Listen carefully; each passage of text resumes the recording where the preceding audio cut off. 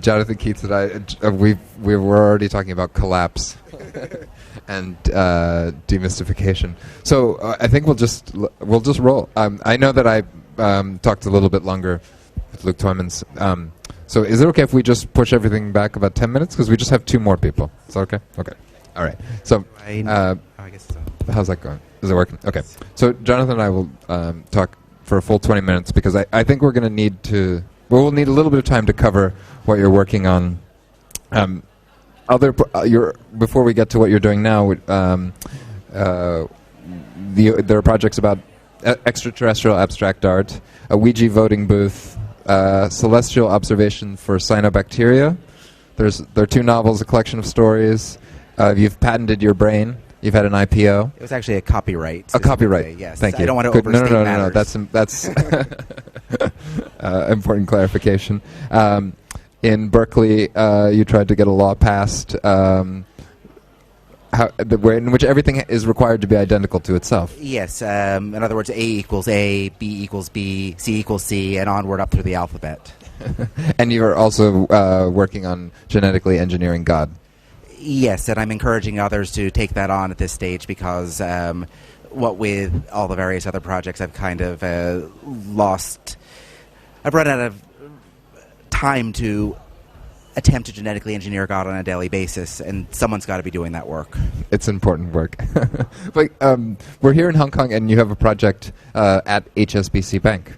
I did indeed have a project at HSBC until it was shut down approximately 2 hours after it opened. I guess I took the Guerrilla thing a little bit too seriously in my association of Hong Kong with art, and so we decided to set up a project that initially was in New York at Rockefeller Center at HSBC, in keeping with the hub of the financial world in each of these respective cities. What I was attempting to do was very simply to put money to work, to make it do some real work for once, as opposed to simply operating on the metaphoric or symbolic level that it ordinarily does. So specifically what I was doing was something that I call electrochemical arbitrage. I was taking currencies from 2 different countries that are made of 2 different metals. So in this case, I was taking Hong Kong 10-cent coins and 1 Fen coins from China, the former being brass-clad, the second being made out of aluminum.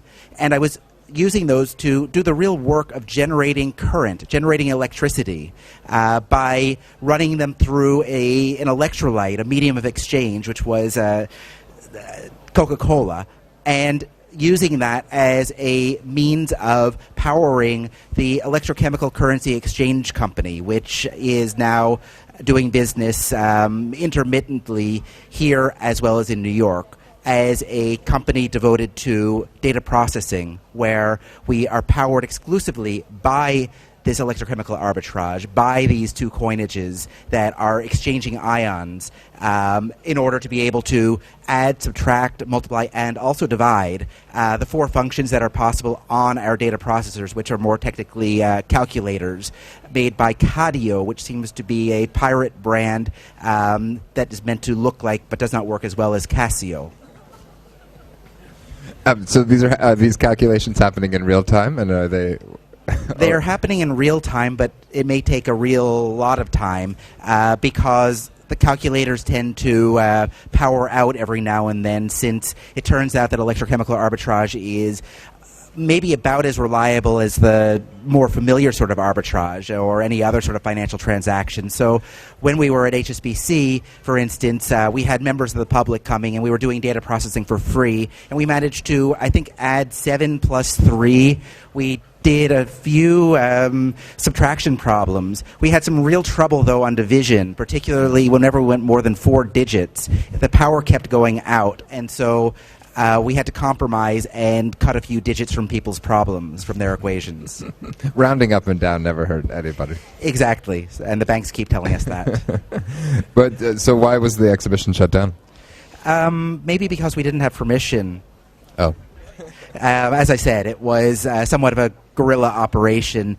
I would like to believe that it was because HSBC felt threatened by us as a potential competitor, and that they had a meeting that lasted the 2 hours that we were able to operate with their board of directors, and decided that they really needed to have their security come and put us effectively out of business for the foreseeable future. So we're now looking for other spaces in which to operate, and are currently thinking about Beijing and possibly Singapore. I'm not going to comment on those two cities, but yeah, you might have better luck in other cities. Yes, I guess that going to jail is not maybe the best way for this all to end. So maybe Canada. They're nice there. Although they're having a housing bubble of their own, according to some recent reports. Yes, I think largely on the Asian investment, actually. So it all kind of comes around again. There's some sort of electrochemical arbitrage in everyone everywhere. Where would this project come from? I mean...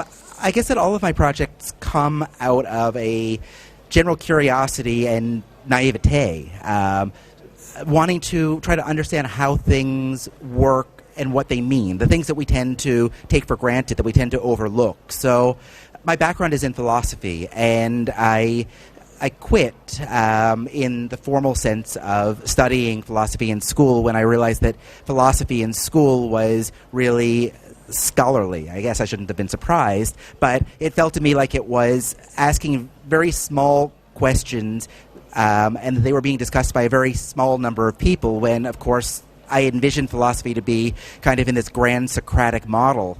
And so after leaving school and abandoning philosophy, I came back around and tried to reclaim it as my own, and did so ultimately in the art world, because the art world was really the only world that would have me. They had no idea what they were doing, or exactly. And so I was able to, I guess, set up business as an experimental philosopher in the art world, doing projects that essentially I'm trying to take the thought experiment, one of the fundamental operations done in philosophy, where you take a counterfactual situation that is very much like those that are what we believe to be true, and by basically playing out a scenario that is counterfactual only in certain slight ways, it becomes a way of reflecting back on the world in which we live.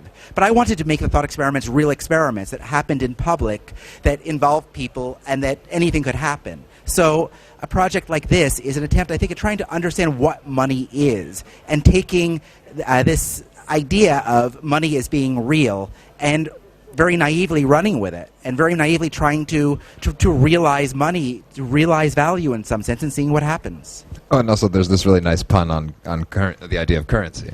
There is, which I guess makes me a Duchampian in spite of myself. And why Coke? Why CocaCola? Is it just a good conductor? Yes, in New York we were using seawater, water from the Pacific Ocean that was, because I was using U.S. cents and Chinese yuan in that case, the medium of exchange, the electrolyte, seemed appropriate that it would be the ocean that separated the two countries. But then as I was thinking about it, I realized that Coca-Cola really is more of a medium of exchange, more of a truly international phenomenon, an international fluid, if you will, medium, than even the oceans are, than anything natural. And so I decided to go with Coca-Cola, which tends to be even a little bit more reliable, as it turns out. I mean, it also puts you in a nice tradition of both American and Chinese artists who use Coca-Cola in their work. Absolutely, yes. There is a pop element to it that is completely accidental, but nevertheless, I don't mind. But there's no sponsorship deal. Not yet, but if there is anyone from the Coca-Cola company here who wishes to sponsor or to purchase a franchise in the electrochemical currency exchange company, we can do some business after this talk. Is there a bigger... It's just one cell at the moment, right? But are there plans for expansion? I'm sorry. So there are... Well, there are three data processing centers. Okay. Side by side, 3 Cadio calculators, in other words, and there are 3 in New York that are no longer operational, from what I understand. I think that they all burned out or blew out or something of the sort. So, yes, it is exclusive to Hong Kong at the moment, but we are hoping, again, to take over the world. you've written 2 novels. So I'm told. The second one has only been published in Russian, so I'm not sure whether it's mine. Yeah? And I don't speak any Russian. I don't know the alphabet, so it's a little bit of a problem. So it was translated into Russian, or did you write it in Russian that you don't know? That might be the third one. The first one was published in English and various other languages, including Russian. The second one did not meet with the expectations of my American publisher, and the agent went AWOL shortly thereafter. I don't think it had anything to do with the publisher kidnapping or otherwise doing harm to the agent. But nevertheless, somehow the sale had been made in Russia to my Russian publisher before all this played out. And so suddenly I found a lot of copies of my book, or what I believe to be my book in Russian, showing up on my doorstep in mysterious packages that were wound up in a lot of twine. Were they printed in Hong Kong? Probably so, but they kind of looked Unabomber-ish, so I was a little bit hesitant to look inside. I was talking to Heeman Chong, who's an artist who's also in the middle of writing a novel. But how do the novels, or if they do, relate to these artworks or to philosophy? Or I think that they're all interrelated. My most recent book, fiction, is called The Book of the Unknown, and it is a book of what I call fables. They're based on Talmudic legend. And to me, I guess what I do in terms of my art really is, in a sense, a thought experiment, but in another sense, it is fabulistic, and I guess that really is what connects all three enterprises. That is to say that, in a sense, a fable poses a counterfactual situation that is very much like that in which the society lives, where that folklore has been written or spoken, as the case may be, and that through living that story, it becomes possible to suspend disbelief, to suspend certain assumptions about how things ought to be and how they ought to work, and to reflect back on that society from a slight distance, and to think about what is ordinarily taken for granted. So the artworks, in a sense, are fables that take place in real time, as opposed to on paper in the case of the ones that are published. Or you could turn that equation on its head and say that that's what I'm writing. But what are the plots of these novels? And the plot? Or what's the hijinks? Well, the fables are, as I say, based on Talmudic legend, and are based on the Lamed Vav, the 36 righteous, according to Hebraic legend, who basically are fundamental to the world. They're the pillars upon whom the world rests. And the thing about them is that nobody knows who they are, these 36. There need to be 36 at any time, or the world would fall. And yet, even they themselves don't know. So there's a beautiful tradition, mostly Hasidic, that these are people who are not at all who you would expect. In other words, they're not the lead rabbi or a political leader, but rather the chimney sweeper, the water carrier. So I decided to take it a step beyond, or 3 maybe, and to instead assume that maybe one of these people could be a thief or a murderer or a false messiah, and to let these stories play out about these 36 once upon a time, long ago and far away, so that it was ultimately a way of taking us away from ourselves and our society in order to be able to then reflect back on ourselves in terms of the way in which we construe and construct our morals, basically the self-righteousness that we tend to build into our opinions of others, that this was a radically different way of looking at potentially the ethic in the what would be conventionally considered to be unethical. I was just trying to get to that with Luke Toymans as well, about like art's relationship to ethics. Do you have an ethical stance in your projects? Or are you? Sorry, do you want some water? Yes,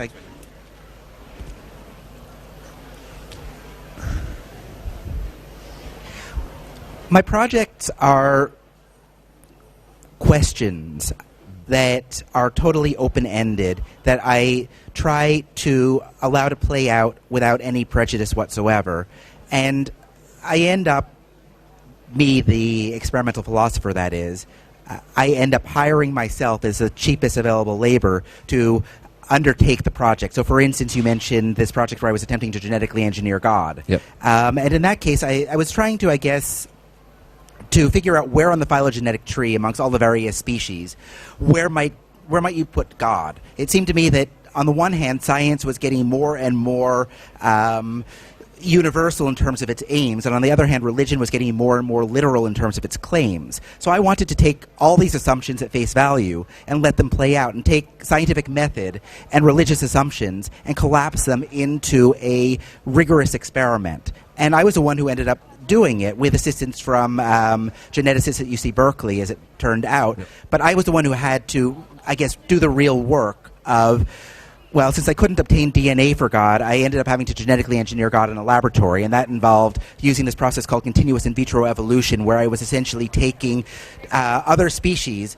So I had two different hypotheses: that God was most closely related, phylogenetically speaking, to us, because we're told God created man in His image. Yep. On the other hand, we're told that God came first. So I figured, well, the first extant species are cyanobacteria, so maybe God is most closely related to cyanobacteria, phylogenetically speaking. And so I took both of these candidate species, actually not humans because they're difficult to breed in a laboratory, and so I used fruit flies instead, which are more or less the same if you look at it phylogenetically. Mm-hmm. And I then used continuous in vitro evolution. Essentially, it's a process by which you kind of put an evolutionary pressure on a population to try to push it toward certain mutations. And I try to encourage mutation toward godliness, using as my my measure of godliness, well, God is omnipotent, so incipient omnipotence, God is omnipresent as well. And so I was looking at incipient omnipresence, or in other words, population growth studies that I was doing,